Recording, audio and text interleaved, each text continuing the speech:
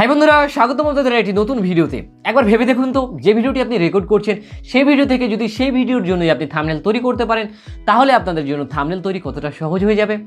আজকে আপনাদের সঙ্গে থাম্বনেল তৈরির এমনই 3টি গুরুত্বপূর্ণ টিপস শেয়ার করব, যে টিপসগুলো যদি আপনারা জানতে পারেন তাহলে আপনারা সহজে যে ভিডিওটি রেকর্ড করছেন সেই ভিডিও থেকে আপনারা পানির মতো সহজ করে থাম্বনেল তৈরি করতে পারবেন।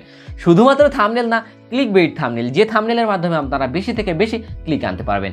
আপনারা হয়তো অনেকেই জানেন যে আমি কিন্তু 1 বছরের অধিক সময় ধরে ইউটিউবিং করে আসছি, আর এই 1 বছরের কিন্তু প্রায় প্রতিদিনই কিন্তু আমি ইউটিউবে ভিডিও আপলোড করে আসছি। আর শুধুমাত্র আপলোড না, একটা ভিডিও থেকে আরেকটা ভিডিও কিন্তু আমি প্রায় প্রতিনিয়ত কন্টিনিউয়াসলি ইমপ্রুভ চালিয়ে আসছি।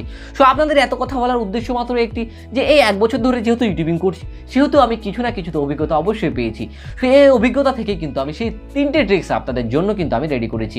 এই 3টে ট্রিক্স আপনাদের নতুন ইউটিউবারের জন্য ম্যান্ডেটরি। শুধুমাত্র ম্যান্ডেটরি না, আপনারা দেখুন তাহলে বুঝবেন যে আসলে কিভাবে আপনারা সহজে থাম্বনেল তৈরি করতে পারবেন। সো আর কথা বাড়াচ্ছি না, আমরা চলে যাব ভিডিওটির একদম মূল পর্বে।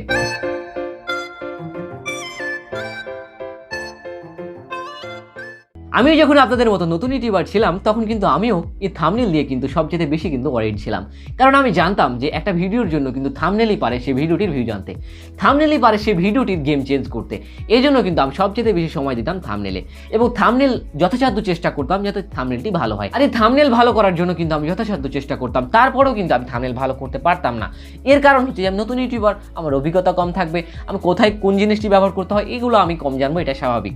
সো প্রথম টিপস সেটি হতে যে আপনারা ভিডিও রেকর্ড করছেন, সেই রেকর্ড করার ক্ষেত্রে প্রথম যে ট্রিক্সটি অ্যাপ্লাই করবেন সেটি হচ্ছে যে রেকর্ড করছেন, এখান থেকে আপনি প্রথমত ভিডিওর জন্য আমাদের দেখবেন যে আপনাদের যে ফেস রিলেটেড অর্থাৎ ফেস দেখান যে ভিডিওগুলোতে, সেই ভিডিওগুলোর সেই চ্যানেলগুলোর ক্ষেত্রে আপনাদের ফেসটা কিন্তু অনেক ভ্যালুয়েবল। কারণ ইউটিউবে দেখবেন যে অনেক ভিডিও রয়েছে, তারপরেও কিন্তু আপনার ভিডিওগুলোর অডিয়েন্স বেশি দেখে। কারণ কি? কারণ আপনাকে চেনে, আপনাকে জানে, আপনার উপস্থাপন ভালো লাগে, এজন্য আপনার ভিডিওগুলো দেখে।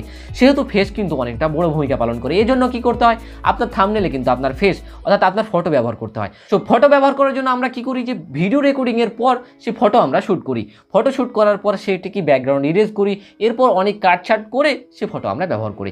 এর ক্ষেত্রে কিন্তু অনেকটা সময় ব্যয় হয়ে যায়, যার জন্য আপনি কি করবেন, আপনি ভিডিও রেকর্ড করছেন, এই সুযোগে আপনি জাস্ট সেখানে পজিশন বানিয়ে নেন। পজিশন বানার পর সেখান থেকে আপনি জাস্ট ফটোটি স্ক্রিনশট নিয়ে নেন ভিডিও থেকে। স্ক্রিনশট নেওয়ার পর আপনি যদি পারেন সেভাবে আপনি দিয়ে দেন, সেই কোয়ালিটিও কিন্তু আপনার এক্স্যাক্ট ভালো কোয়ালিটি হবে, এবং সেখানে আপনি টেক্সট এডিট করে সেভাবে আপনি থাম্বনেল তৈরি করুন।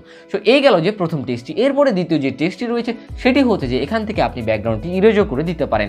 যে আপনি এমন কি রয়েছে যে আপনি এটা দেবেন না, আপনি ব্যাকগ্রাউন্ডে অন্য কোনো কালার দেবেন বা অন্য কোনো ছবি দেবেন, সেক্ষেত্রে কি করতে হয়, আপনার ফটো আপনাকে ব্যবহার করতে হবে। সেক্ষেত্রে ঠিক আগের মতোই আপনি ঠিক এইভাবেই জাস্ট পজিশন নিয়ে নেন। পজিশন নেওয়ার পর আপনি জাস্ট সেখান থেকে স্ক্রিনশট নেন। স্ক্রিনশট নেওয়ার পর আপনি জাস্ট কাইনমাস্টার থেকে বা ক্যাপকাট থেকে আপনি জাস্ট সেটির ব্যাকগ্রাউন্ডটি ইরেজ করুন। ব্যাকগ্রাউন্ডটি ইরেজ করার পর সেখান থেকে আপনি সেই ফটোটি ব্যবহার করতে পারেন। সো এই গেল যে দ্বিতীয় টিপস। 3 নম্বর টিপসটি কিন্তু আরও গুরুত্বপূর্ণ, কারণ আমরা ম্যাক্সিমাম ইউটিউবার রয়েছি যারা মোবাইল ফোন দিয়ে ইউটিউবিং করি।